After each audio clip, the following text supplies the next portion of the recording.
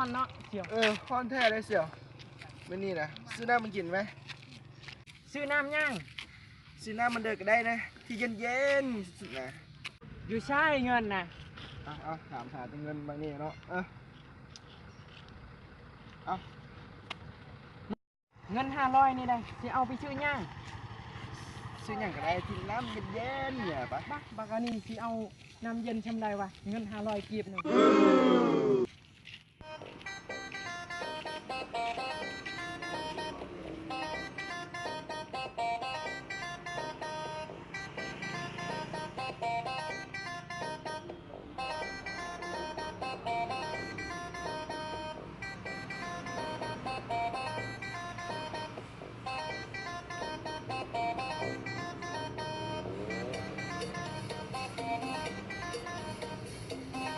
อ้าวน้ำมันนี่ทำห้องเย็นฮอดแควโกกเพิ่นโอ้ยมึงเป็นย่างเชี่ยวกูซื้อน้ำเย็นๆให้มึงกินมึงบ่พอใจวะมันโนแมนเรื่องนั้นแม่นเรื่องย่างมึงเหยียบตีนกูตีนแบ่วิสั่งมือมึงโทษเชี่ยวใช่นำกูนี่นำมึงนี่หรอ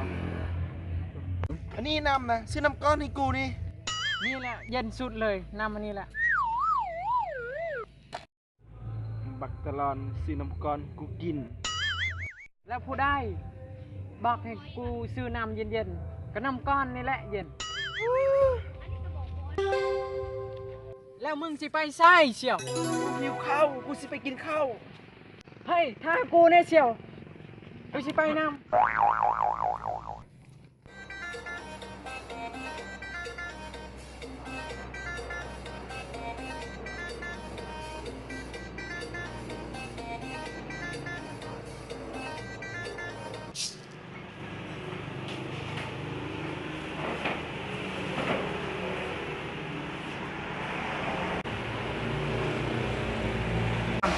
ทานนี่ก็เสียว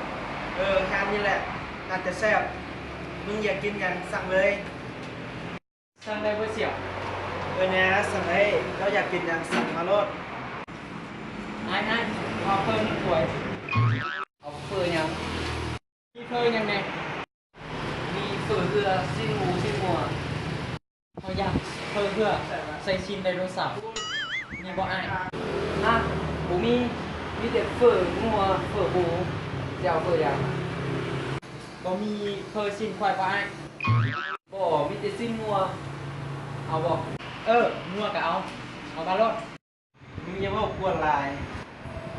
เดี๋ยวมึงได้กินไส้ปีกเฮ้ยยาเขาคือเปียกแล้วโอเคนั่งห้าบุเดียวเลย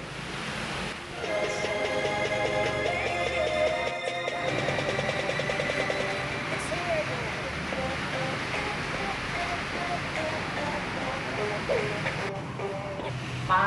เป็นตาแสบแท้ทำได้ซิมโนเสาร์นี่สุดยอดเลย